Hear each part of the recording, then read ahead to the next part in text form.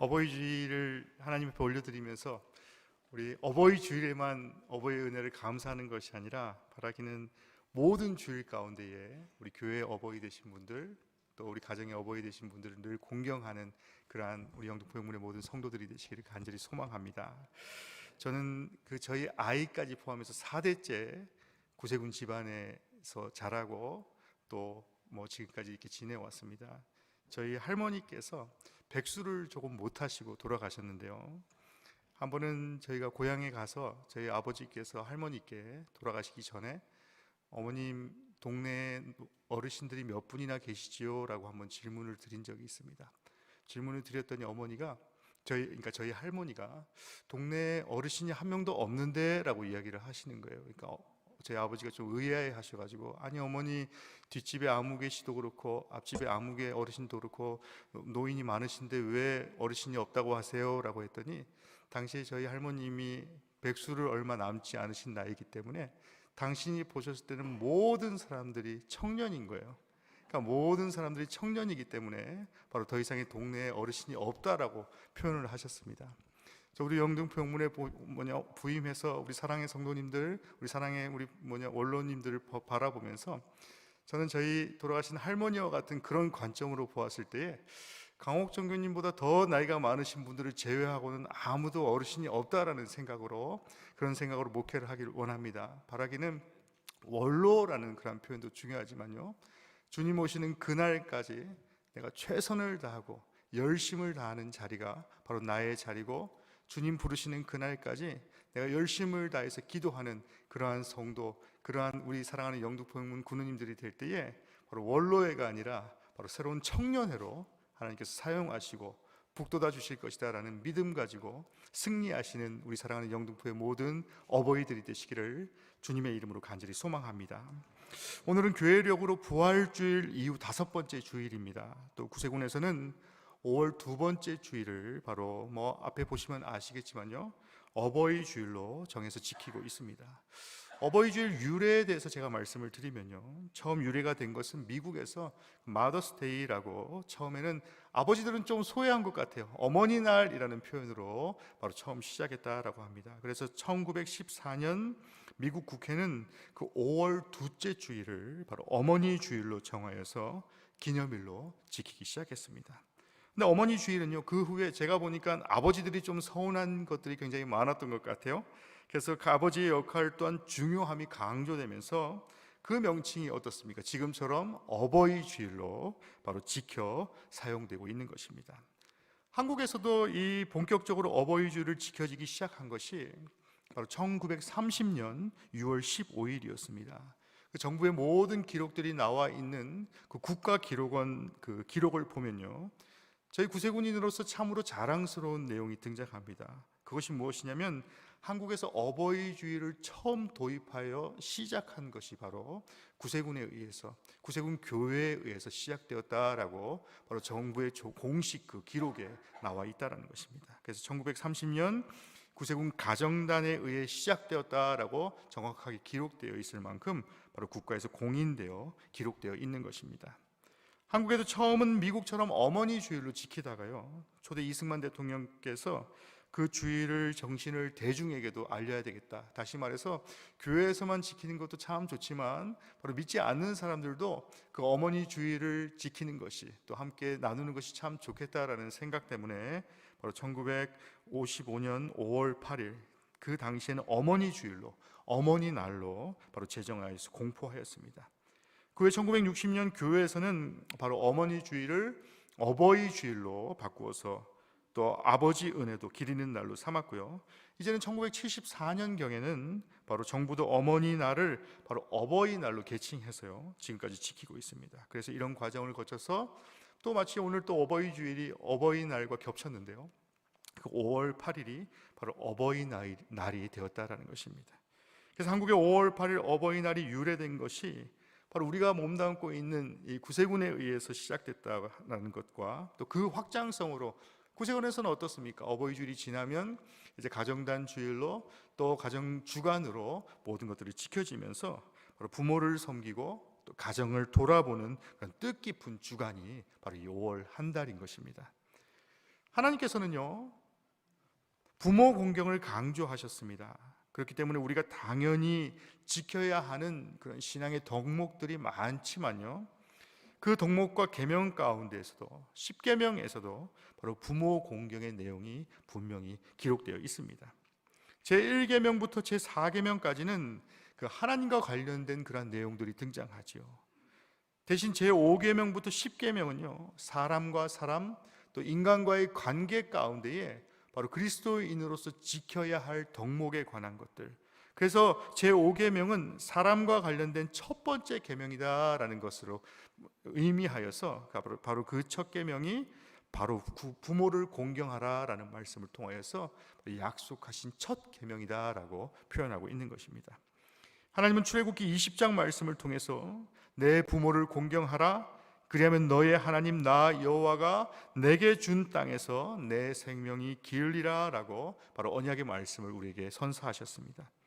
저들이 광야 생활 40년 가운데에 그 40년을 잘 보내고 가나안 땅에 들어가기 직전에 모세는 이스라엘 백성들에게는 바로 신명기 5장 말씀을 통해서요, 너는 너의 하나님 여호와의 명한 대로 내 부모를 공경하라 라고 말씀합니다. 그리하면 너희 하나님 여호와가 내게 준 땅에서 내가 생명이 길고 복을 누리리라 라고 말씀합니다. 그래서 가나안에 입성하는 그런 이스라엘 백성들에게 바로 다시 한번 강조하고 다시 한번 당부하는 그러한 모습, 그러한 당부의 첫 번째가 바로 내 부모를 공경하라 라는 그 당부의 메시지였던 것입니다.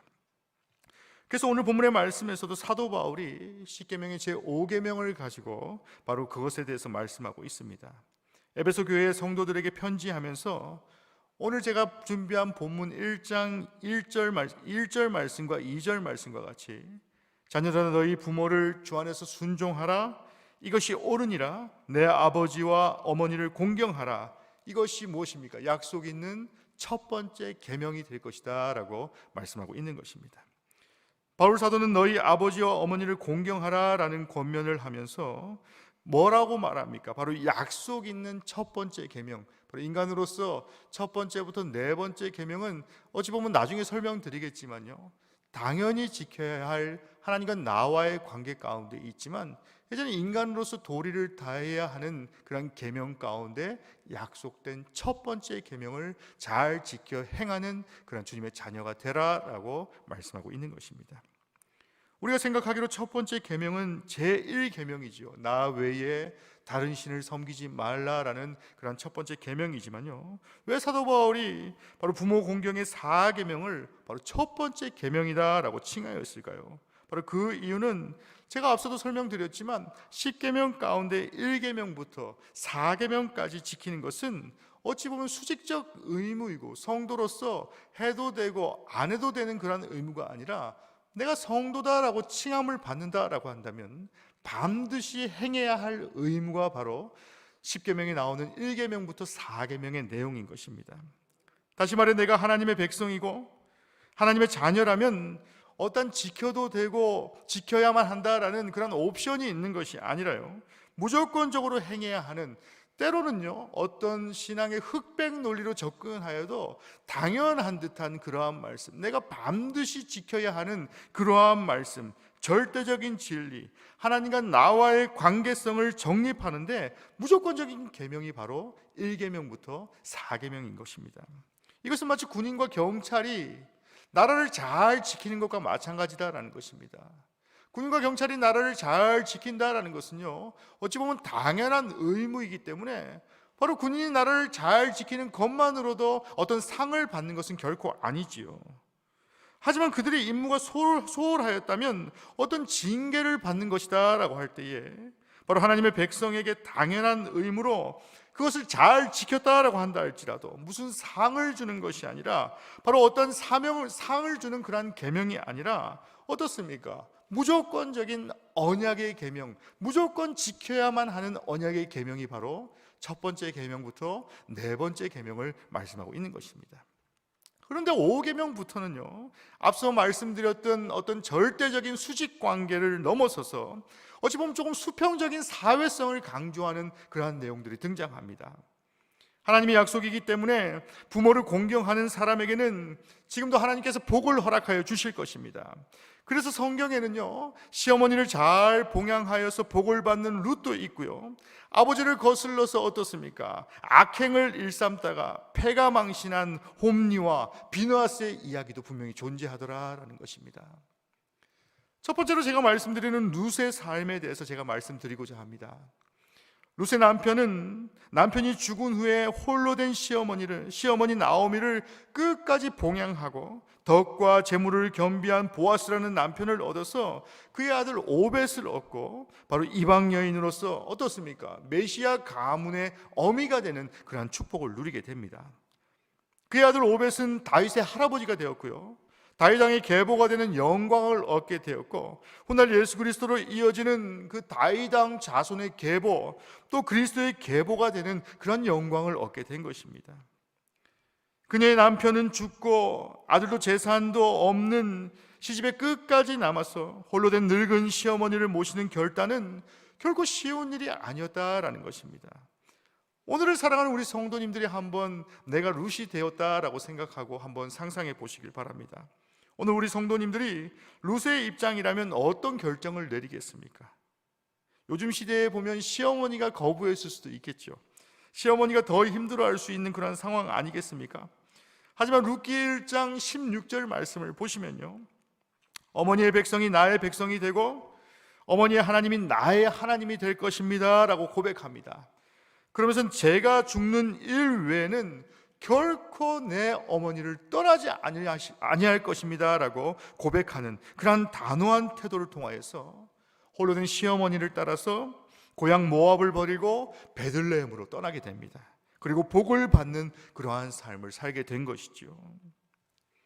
많은 한국교회 성도들이 오해하는 부분이 바로 이런 복과 관련된 부분입니다. 또 오해하는 부분들의 하나가 바로 기복신앙이라는 그런 신앙의 오해를 많이 하고 있습니다. 하나님으로부터 내려오는 복을 구하는 것이 기복신앙이라고 할 때에 현대 기독교에서 무조건적으로 기복신앙이라는 것이 나쁜 것이다, 무조건적으로 복을 구하는 것이 나쁜 것이다 라고 오해하는 성도들이 많은데요, 또 좋지 않다라고 배격하고 있는데, 그런 기복신앙을 배격하고 그런 기복신앙을 배척하는 이유가 무엇인지에 대해서도 한번 생각해 볼 수 있는 그러한 시간이 되었으면 좋겠습니다.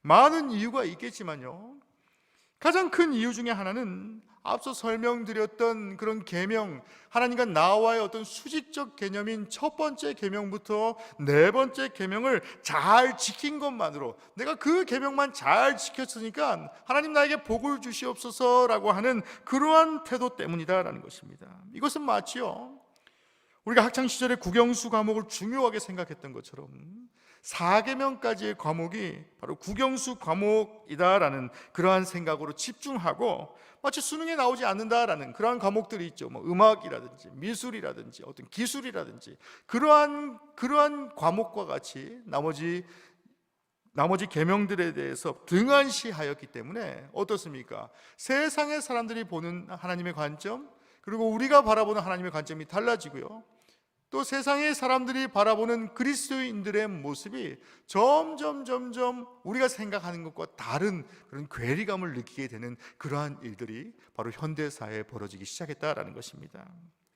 한국교회 신뢰도라는 리서치에서도 대한민국이 1000만 그리스도인을 보유한 그런 대한민국에서 기독교의 가치관이라는 것은요, 어떤 타종교, 천주교나 불교의 가치관에 비해서 사람들의 그런 신임을 잃고 있는 이유가 바로 이러한 연유 때문이다라는 것이죠. 그 이유가 무엇입니까? 복을 구하는 태도에서 문제가 있었다라는 것입니다. 하나님과 나와의 관계인 4계명까지의 그 관계를 바로 나머지 사회성을 강조한 관계보다 조금 등한시하였기 때문에, 내가 하나님과 나와의 관계만을 잘 정립하면 이제 세상의 삶 가운데 있는 그 어떤 관계도 그렇게 큰 쓸모가 없다라는 그런 오해를 하였기 때문에 바로 하나님과 나와의 관계, 그리고 나와 사회와의 관계가 바로 정말 달라지는 그러한 상황에 이르게 되었다라는 것입니다. 다시 룻의 이야기를 돌아가서요, 선한 며느리 룻이 예수 그리스도의 계보 가운데 등장한 것은 바로 시어머니를 향한 효에서 비롯되었다라고 본문은 말씀합니다. 하나님의 부르심에 합당한 가정을 세우기 위해서 자녀는 부모를 공경해야 합니다. 부모에게 순종한다라는 것은요, 성경 말씀과 같이 어떻습니까? 인류가 가져야 할 가장 기본적인 실천의 덕목이다라고 바로 여러 말씀을 통해서 성도에게 말씀하고 있는 것입니다. 게다가 성도에게 이어 부모를 공경하는 것은 어떤 인간의 도리를 넘어서요, 하나님을 향한 믿음의 고백이다라고 말씀은 우리에게 계속해서 전하고 있습니다. 부모를 공경하지 않는 것은 하나님을 공경하지 않는 것과 별반 다를 바가 없다라고까지 이야기합니다. 그렇기 때문에 사도 바울은요, 오늘 서신에서도 바로 부모 공경을 효도하는 것을 바로 제1계명으로 칭한 이유가 바로 이것이다라는 것입니다. 또한 하나님을 우리가 아버지로 부르는 이유도 마찬가지다라는 것이죠. 눈에 보이는 부모도 공경하지 않으면서 보이지 않는 하나님, 하늘에 계신 하나님을 섬긴다라는 것은 어찌 보면 어불성설일 수밖에 없다라는 것입니다. 우리가 하나님을 얼마나 사랑하는지는 바로 부모 공경을 통해서 실천하는 모습에 그대로 나타난다라는 것이고, 또 바라기는 매사에 부모의 권위를 인정하는 그러한 성도를 바로 하나님의 권위를 인정하고, 또 더 나아가서 하나님이 그 성도 가운데 함께 하시고 그 자녀 가운데 하나님 축복하여 주실 것이다 라고 바로 본문은 우리에게 말씀하고 있는 것입니다. 교회에서도 마찬가지이죠. 여러 교회의 그 공동체 가운데에 어떤 신구 간의 어떤 갈등 가운데에 우리가 우선순위로 생각해야 할 문제가 바로 이러한 것들이다라는 것입니다. 바로 교회의 원로들을 내 부모와 같이 사랑하고 있는지, 혹은 내 교회의 다음 세대들을 바로 내 자녀와 같이 깊이 사랑하고 있는지를 돌아보지 아니하면 결코 부모 사랑의 그 십계명을 잘 이행하지 못하는 그러한 성도가 될 수밖에 없다라는 것입니다. 그러한 마음을 갖게 될 때에 부모 세대는 매사에 부모의 권위를 인정받게 되고, 교회에서도 마찬가지입니다. 교회의 원로가 바로 매사에 모든 것들을 인정받게 되며, 바로 자녀 세대 또한 바로 부모 공경의 모습을 통해서 하나님 앞에 순종하는 삶을 살게 된다라는 것을 바로 오늘 본문을 통해서 기억하시는 그러한 성도들이 되시기를 주님의 이름으로 간절히 축원합니다. 우리 사랑하는 성도 여러분, 매사에 부모의 권위를 인정하고 순종하며 살아가시는 그러한 성도들 되시길 간절히 원합니다.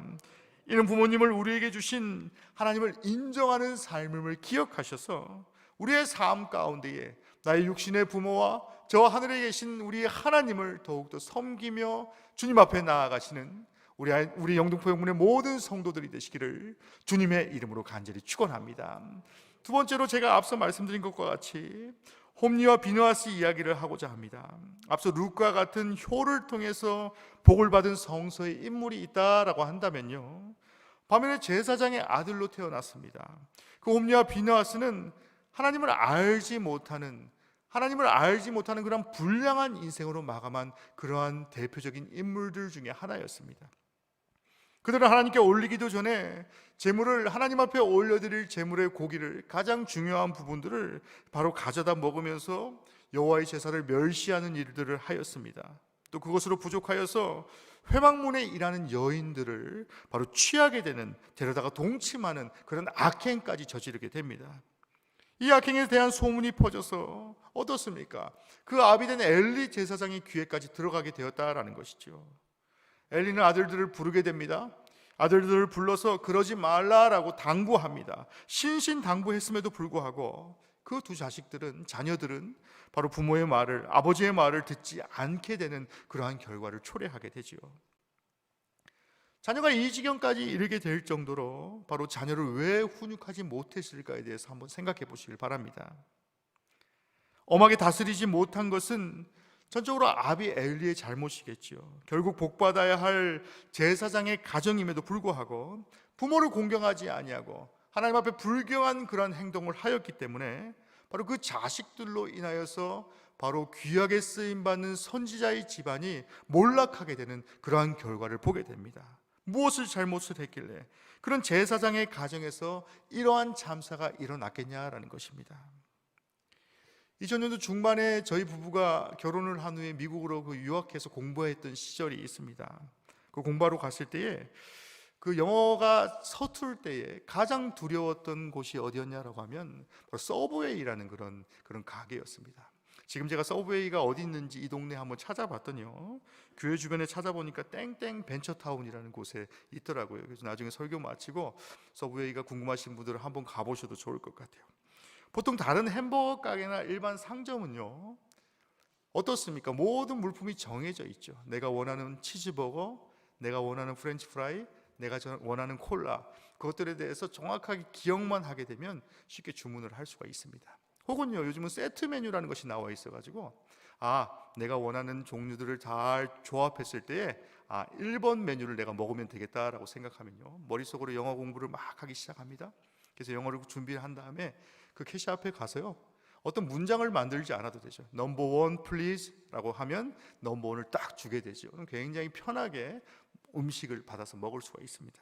그런데요, 영어 못하는 사람이 서브웨이라는 곳에 가게 되면 굉장히 당황하는 일들이 벌어지게 됩니다. 인사를 하자마자요, 직원은 제 눈만을 계속해서 쳐다보고 뭘 원하는지에 대해서 계속해서 쳐다봅니다. 마음속으로 연습했던 모든 것들이 다 사라지게 됩니다.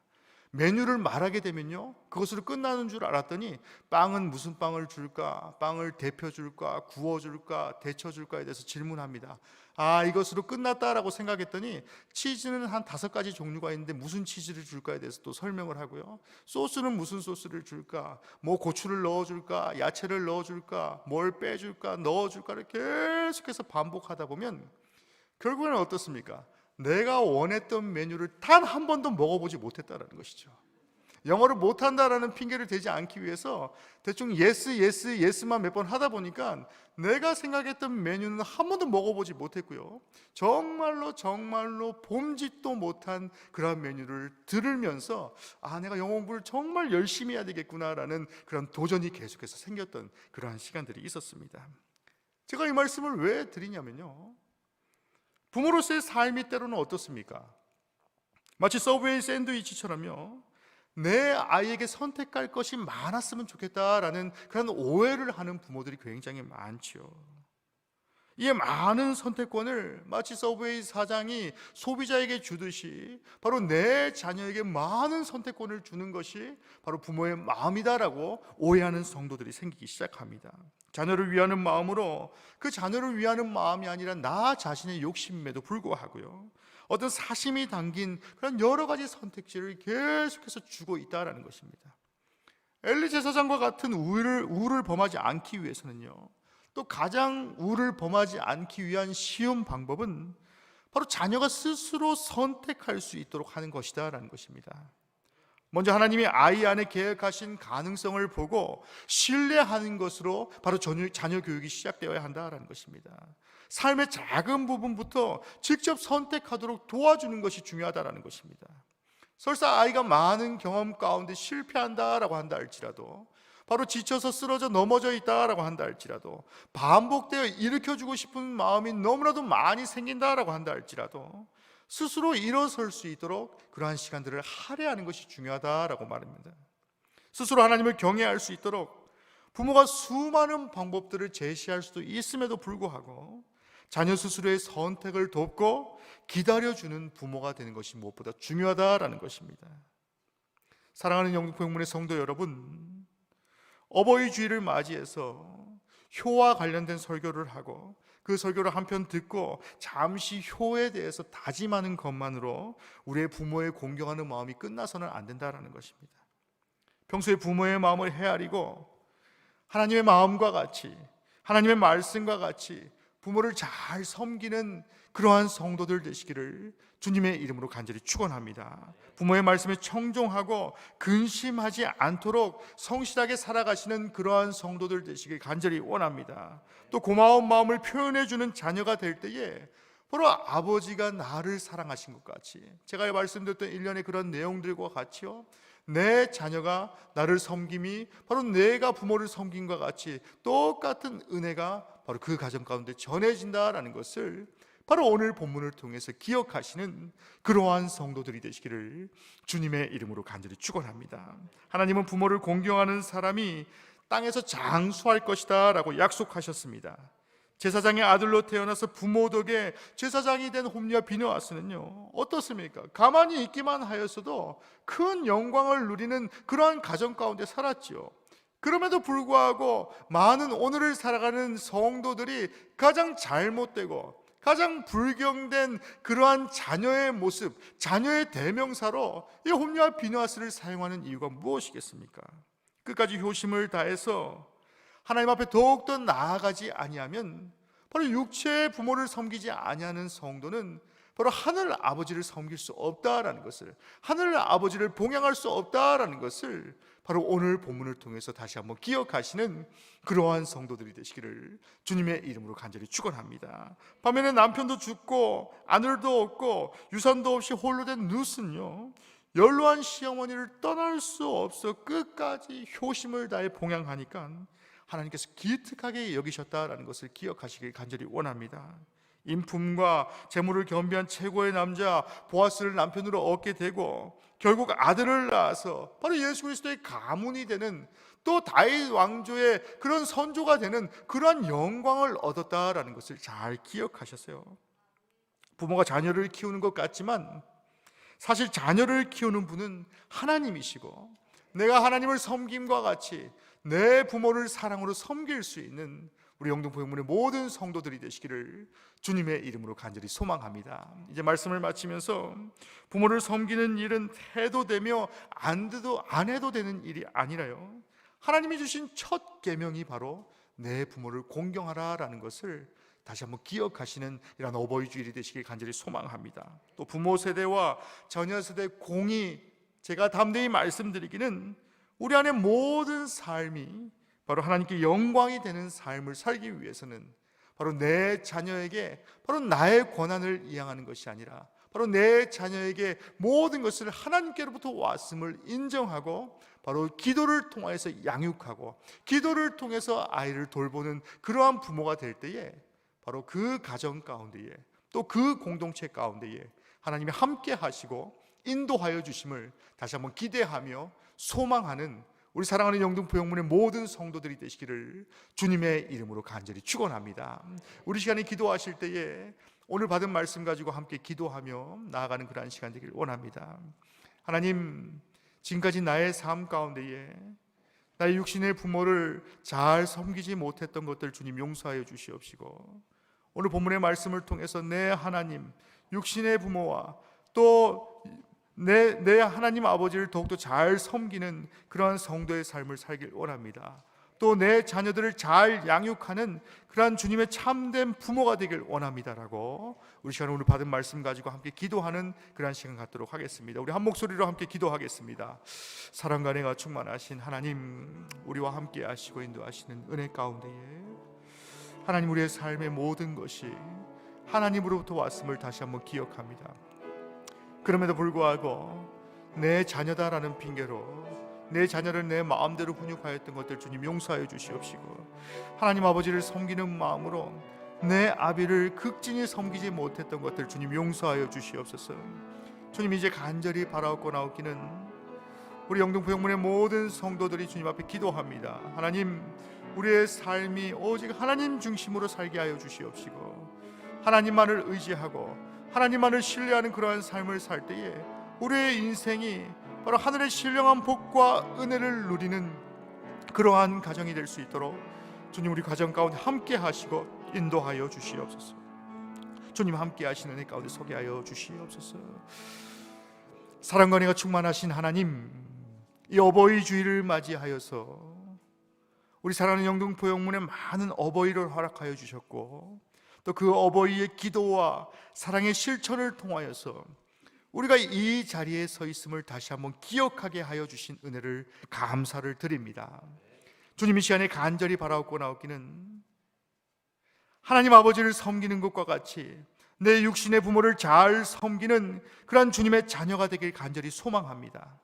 또 내 자녀들을 이제는 나의 것이 아니라 하나님으로부터 왔으며 하나님으로부터 대신 양육함을 기억하게 하여 주셔서 오직 하나님이 책임져 주실 것을 내가 믿고 의지하오니 우리의 자녀 세대들을 주님 책임져 주시옵시고 함께 하여 주시는 은혜를 이 영등포 영문 가운데 함께 하여질 수 있도록 주님이 늘 동행하시고 인도하여 주시옵소서. 이 모든 말씀 우리를 사랑하시는 예수 그리스도 이름으로 간절히 기도하였습니다. 아멘.